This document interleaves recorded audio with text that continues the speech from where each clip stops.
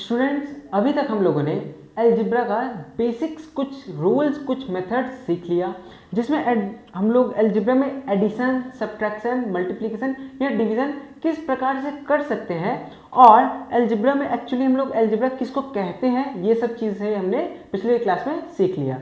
जिन बच्चों ने अभी तक उस क्लास को नहीं देखा है, मैं डिस्क्रिप्शन में मैं उस क्लास का लिंक दे दूंगा, आप लोग चाहे तो वहाँ से जाके देख सकते हैं। उसके बाद आप लोग वापस से यहाँ से क्लास को रिज्यूम कर सकते हैं, और जिन लोगों ने ऑलरेडी उस क्लास को देख लिया है तो आप लोग डायरेक्टली यहाँ से देख सकते हैं। तो आइए, सबसे पहले यहाँ पे क्वेश्चन क्या दिया गया है। सबसे पहले दिया गया है ऐड द फॉलोइंग अलजेब्रा। यहाँ पे कुछ अलजेब्रास दिए हैं, इनको आपको जोड़ना है, ऐड करना है। तो किस प्रकार हम इन्हें जोड़ सकते हैं, आइए वो करते हैं। तो हमने लास्ट क्लास में सीखा था अलजेब्रा जब भी वो जुड़ते हैं हमेशा लाइक अलजेब्रास, मतलब जो एक जैसे दिखने में होते हैं वो ही एक दूसरे से जुड़ते हैं। जो डिफरेंट अलजेब्रिक टर्म्स होते हैं वो आपस में नहीं जुड़ सकते हैं। जिस प्रकार से यहाँ पे जो लाइक टर्म्स है वो ये रहा 2a और 4a, यहाँ पे अलजेब्रिक टर्म्स a है और यहाँ भी a है, तो ये दोनों आपस में जुड़ सकते हैं क्योंकि ये एक जैसे अलजेब्रिक टर्म्स हैं। तो यानी कि ये एक साथ प्लस होंगे, 2a प्लस 4a। उसके बाद बाकी बचा क्या है, यहाँ पे x है, यहाँ भी x है और यहाँ भी x है, तो ये तीनों क्या होंगे, ये तीनों आपस में जुड़ेंगे। आपस में जुड़ेंगे मतलब 3x plus x plus 2x। हमने सारे लाइक टर्म्स को एक साथ कर दिया है। यहाँ पे 2a और 4a एक साथ हो गया, बाकी जो x वाला रिमेनिंग पार्ट बचा 3x, x और 2x, ये सब एक तरफ हो गए एक साथ जुड़ने के लिए, क्योंकि जो लाइक एक जैसे अलजेब्रिक टर्म्स है वो आपस में जुड़ेंगे, बाकी जो अनलाइक अलजेब्रिक टर्म्स है वो आपस में नहीं जुड़ सकते हैं। तो यहाँ पे करना क्या होगा, यहाँ पे जोड़ना होगा। 2 + 4 होता है 6, और यहाँ पे अलजेब्रिक टर्म जो था वो था a, यानी कि 6a बचेगा प्लस यहाँ पे 3 है, यहाँ पे कुछ नहीं है। तो मैंने आप लोगों को बताया था अगर कोई अलजेब्रा दिया है उसके आगे कोई न्यूमेरिकल मेंशन नहीं किया हुआ है तो आप हमेशा यहाँ मान के चलना कि यहाँ पे न्यूमेरिकल वैल्यू 1 है। अगर सामने कोई न्यूमेरिकल वैल्यू नहीं दर्शाया गया है सवाल में तो आप हमेशा मान के चलेंगे कि उसका न्यूमेरिकल वैल्यू अलजेब्रा का जो है वो 1 है। तो यहाँ पे 3 + 1 होता है 4, 4 + 2 होता है 6, तो ये सारे एक साथ जुड़ जाएंगे। ऐसा नहीं कि आपको एक एक स्टेप बाय स्टेप जोड़ना होगा, ये एक जैसे टर्म है तो तीनों एक बार में ही जोड़ देंगे। तो यानी कि इसका जो न्यूमेरिकल जोड़ेंगे आपस में वो 3, 1, 2, 3 में 1 जोड़ेंगे तो 4, 4 में 2 जोड़ेंगे तो 6 होते हैं, तो यानी कि 6।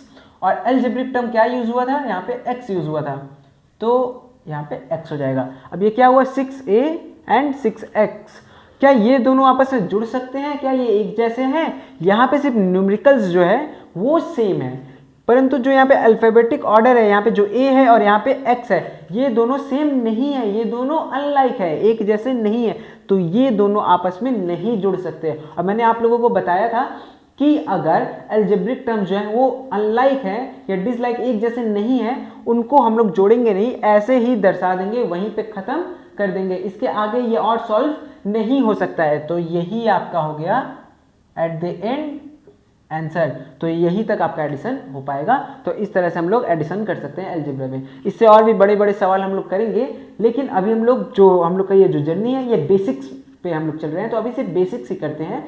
बाकी थोड़ा हार्ड या डिफिकल्ट हम लोग इंटरमीडिएट लेवल पे जब आ जाएंगे उस वक्त करेंगे। अभी सिर्फ हम लोग बेसिक्स ही हर चैप्टर्स का सीख रहे हैं।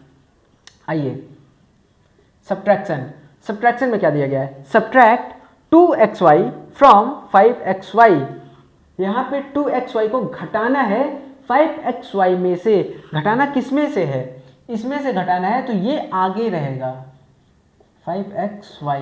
बहुत सारे बच्चे क्या गलती कर देते हैं, वो लोग यहाँ पे डायरेक्टली लिख देंगे 2xy माइनस 5xy, डायरेक्ट लिख देते हैं, जिससे वो गलत हो जाता है। आप अगर थोड़ा सा यहाँ पे समझने का प्रयास करिए, यहाँ पे बोला इस 2xy को आपको घटाना है, इसमें से घटाना है, तो यानी कि इसमें से इस पार्ट को निकालना है। जिसमें से निकालते हैं उसको आगे लिखते हैं, पहले उसको हम लोग लिखेंगे, उसके बाद यहाँ पे सब्ट्रैक्शन का सिंबल होगा, क्योंकि सब्ट्रैक्ट बोला है। और घटाना क्या था, घटाना था 2xy, जो घटाना है वो हम लोग अंत में लिखते हैं एट द एंड, तो यहाँ पे एट द एंड 2xy।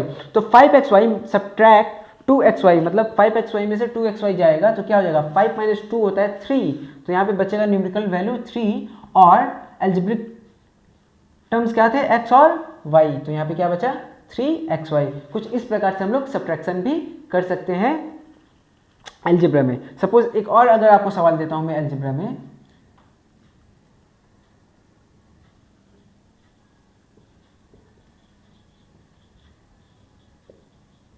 यहां पे दिया है 2a फ्रॉम 2b, 2b में से 2a घटा देना है। घटाना किस में से है?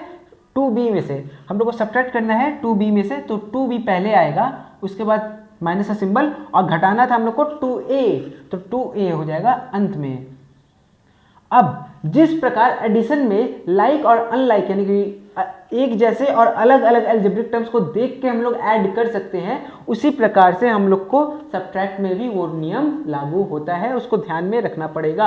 यहाँ पे 2b और यहाँ पे 2a है, यहाँ पे जो आपका अलजेब्रिक टर्म है वो b है और यहाँ पे a है, तो ये दोनों सिमिलर, एक जैसे नहीं है, ये लाइक नहीं है, तो ये दोनों आपस में सब्ट्रैक्ट नहीं हो सकते हैं। तो एट द एंड आपका यही आंसर रह जाएगा, यहाँ भी सब्ट्रैक्शन आगे नहीं होगा।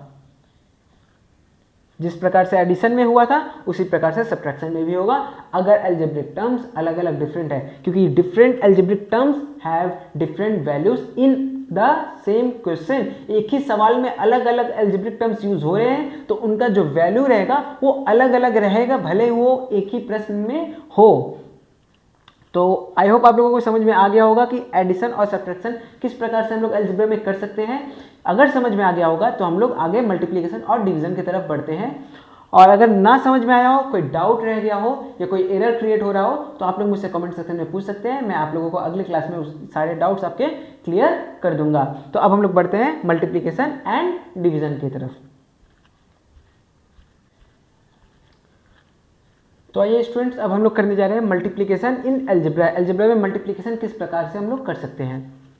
आइए, यहाँ पे आपको अनलाइक या लाइक टर्म्स देखने का कोई ज़रूरत नहीं होता है। अगर वो एक जैसे हुए तो भी मल्टीप्लाई हो सकते हैं, अगर एक जैसे नहीं हुए तो भी वो लोग मल्टीप्लाई हो सकते हैं। किस प्रकार से हो सकते हैं आप देखिएगा ध्यान से। यहाँ पे पहले न्यूमेरिकल देखिए, 3 है, 2 है, 8 है। न्यूमेरिकल्स को न्यूमेरिकल से पहले मल्टीप्लाई कर दीजिए। 3 2 होता है 6, 6 8 होता है 48। क्या हुआ? 48। इसके बाद आप अलजेब्रास पे देखिए, यहाँ पे था a, यहाँ पे था x, यहाँ पे था c। तीनों अलग अलग अलजेब्रा है। जब 3 अलग अलग अलजेब्रा है तो ये किस प्रकार से मल्टीप्लाई होंगे? ये इस प्रकार से होंगे, a, x एंड c। ये तीनों एक साथ लिख दिए जाएंगे। इस प्रकार से आपका सिंपली मल्टीप्लाई हो जाता है अलजेब्रा में, बस। और इसमें कोई तामझाम नहीं है। ये बेसिक्स है अलजेब्रा में, बेसिक मल्टीप्लिकेशन इन अलजेब्रा है। ये कोई डिफिकल्ट या हार्ड सवाल नहीं था, बहुत सिंपल सा, आसान सा था। क्योंकि अभी हम लोग बेसिक लेवल पे हैं तो बेसिक सवाल ही करते हैं। जब इंटरमीडिएट लेवल पे आएंगे तो थोड़ा सा हम लोग डिफिकल्ट और थोड़ा सा टफ सम्स करेंगे। एक्सट्रीम लेवल तो बहुत ज़्यादा हो जाएगा। जब एक्सट्रीम लेवल पे जाएंगे तो शायद आप लोगों को डायरेक्ट एक्सट्रीम लेवल तो कभी ना समझ में आए, इसलिए पहले बेसिक और इंटरमीडिएट क्लियर कर लेते हैं, उसके बाद एक्सट्रीम लेवल पे जाएंगे। क्योंकि एक्सट्रीम लेवल जो हो जाएगा वो आपके ICSE के सिलेबस जैसे रहेंगे। आप में से बहुत सारे बच्चों को समझ में भी नहीं आएगा। अगर आप लोग क्लास 8 9 से है तो आप लोगों को तो अभी पता भी नहीं होगा उसके बारे में, ठीक है। तो अभी यहाँ तक हो गया मल्टीप्लिकेशन, इस प्रकार से बहुत सरल है।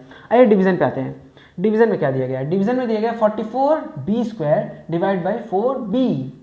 44b² divide by 4b। यहाँ पे क्या होगा? डिवीजन का मतलब मैंने बताया था कुछ इस प्रकार से आप इसको लिख दीजिएगा, 4b। डिवाइड का मतलब फ्रैक्शन में आपको याद होगा, ये बाई क्या होता है? डिवीजन होता है। ये बाई जो होता है इसका मतलब डिवीजन होता है। अब ये डिवाइड किस प्रकार से हो सकता है, ध्यान से देखिएगा। ये b² का मतलब है b इंटू b, 2 बार b होगा।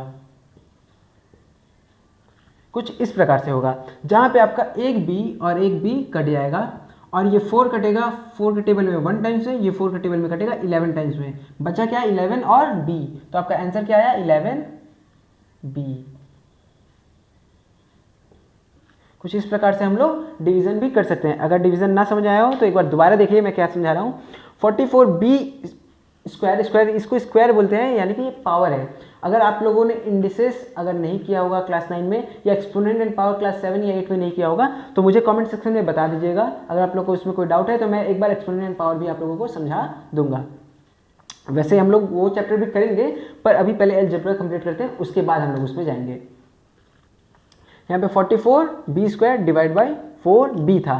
तो आपको बताया था डिवीजन का मतलब आप ऐसे फ्रैक्शनल फॉर्म में ला सकते हैं, न्यूमरेटर बाई डिनोमिनेटर के फॉर्म में, जिससे डिवाइड करते हैं उसको डिनोमिनेटर में और जिसको डिवाइड कर रहे हैं उसको हम लोग न्यूमरेटर में लिखते हैं। उसके बाद क्या करना होगा, आप ये जो बी स्क्वायर है, स्क्वायर का मतलब होता है बी इंटू बी, खुद को खुद से ही जब इंटू करते हैं तो हम लोग स्क्वायर उसको बोलते हैं।